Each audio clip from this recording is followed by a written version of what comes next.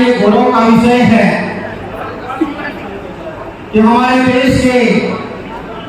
महान सपूत वीर शहीद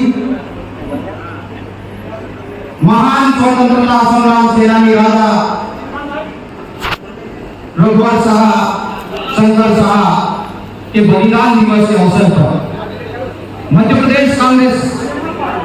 की एक शाखा आदिवासी कांग्रेस का प्रदेश स्तरीय सम्मेलन आयोजित होने जा रहा है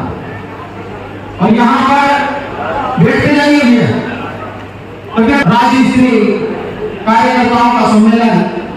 सफलतापूर्वक संपन्न होने जा रहा है। ये मध्य प्रदेश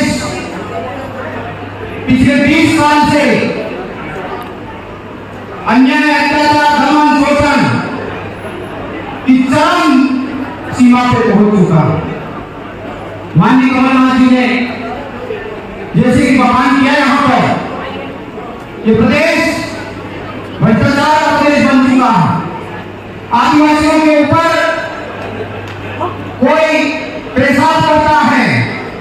कोई 5 लोगों को 10 फीट गहरे करके हुए काट देता है, कोई टीकम से बांध करके हत्या कर देता है और कोई पुलिस अभिरक्षा में आदिवासियों को मार दिया जाता है। इस प्रदेश की दूसरी और पहली सरकार उनके कानों में जू तक नहीं मिली थी और उनके मुंह से संवेदना के शब्द नहीं निकलते हैं। इसलिए हमारे जैसे नौजवान साथियों को नौकरियां छोड़कर संघर्ष के राह पे आना पड़ा है और हमने जाना है ये जो बचा हुआ जीवन है समाज और देश को समर्पित है और इस प्रदेश में जो तानाशाही सरकार है जब तक उखाड़ के नहीं फेंकेंगे तब तक दम नहीं लेंगे और यह काम एक मेरा ये माननीय कमलनाथ जी का नहीं है, यह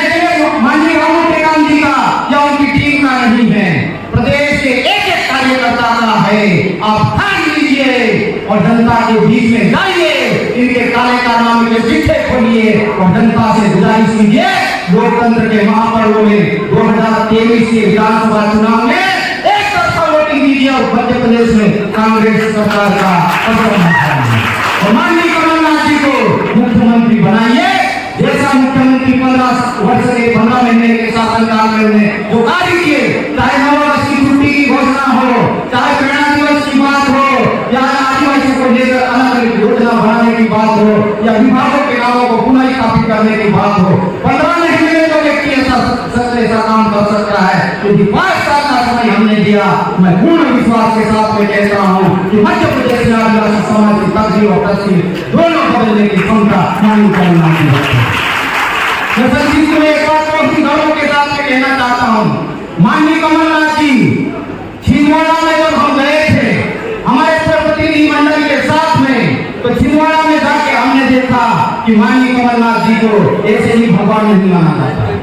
वहां पर स्किल डेवलपमेंट सेंटर, वहां पे किसानों को लेकर जो काम किया गया हो, वहां पर टूटेजी को लेकर काम किया गया हो, वहां पर सोयाबीन के जो रिसर्च केंद्र के रूप में रिफाइनरी के रूप में जो कार्य किया गया है वो अतुलनीय है। मैं विश्वास के साथ में कहता हूँ कि जो काम छिंदवाड़ा में माननीय कमलनाथ जी ने किया है उसमें से मात्र 25% यदि आदिवासी इलाके में कर दिया जाए तो मेरे इलाके की बेरोजगारी दूर हो सकती है। ये मैं पूर्ण विश्वास के साथ में कह सकता हूँ। तो मैंने आज यहाँ पर शपथ ली है और जो देश के आजादी के इतिहास में भारतीय राष्ट्रीय कांग्रेस का जो योगदान है और 75-74 साल में जो शासन कर रहा भारतीय कांग्रेस पार्टी का जो चीजें बनाई इस प्रदेश और देश में भारतीय जनता पार्टी ने उसको बेचने के अलावा कोई काम नहीं किया है। और आरक्षण की बात करें तो प्राइवेटाइजेशन के माध्यम से भारतीय जनता पार्टी ने हम लोगों के जो संविधान में अधिकार दिए हैं धीरे धीरे खत्म करने की बात की है। और यहाँ पर ये कहते हैं कि 24 के बाद में चुनाव नहीं होगा तो ये लोकतंत्र का महापर्व है, उसमें हम ईंट का जवाब पत्थर से देंगे और लोकतंत्र को खत्म नहीं होने देंगे और पुनः हम समय में 2024 में देश में भारतीय राष्ट्रीय कांग्रेस की सरकार बनाने में अहम योगदान देंगे। मैं संक्षिप्त में इतनी बात कहकर पुनः आप लोगों के समक्ष, क्योंकि मैं शासकीय सेवा में रहा, बचपन से सामाजिक कार्य किया, समाज के लिए लड़ता रहा, लेकिन अब मरते दम तक इस समाज और देश के लिए लड़ता रहूंगा। मुझे अवसर मिले या ना मिले इसकी मुझे कोई गम नहीं है, लेकिन समाज के लड़ना देश के लिए लड़ना ये मेरा मकसद है। इसलिए मैं पूर्ण नमन के साथ में, पूर्ण श्रद्धा और भक्ति के साथ में, समर्पण के साथ में भारतीय राष्ट्रीय कांग्रेस के साथ में काम करने के लिए यहाँ खड़ा हुआ हूँ। जो शपथ लिया हूँ, इस शपथ के साथ में जिंदगी भर करते रहूंगा और भारतीय कांग्रेस पार्टी का एक छोटा सा सिपाही के रूप में मुझे स्वीकार किया। आज मैं पूर्ण जीवन भारतीय राष्ट्रीय कांग्रेस के लिए काम करूंगा। जय जय भैया, क्योंकि हम कोई सरकार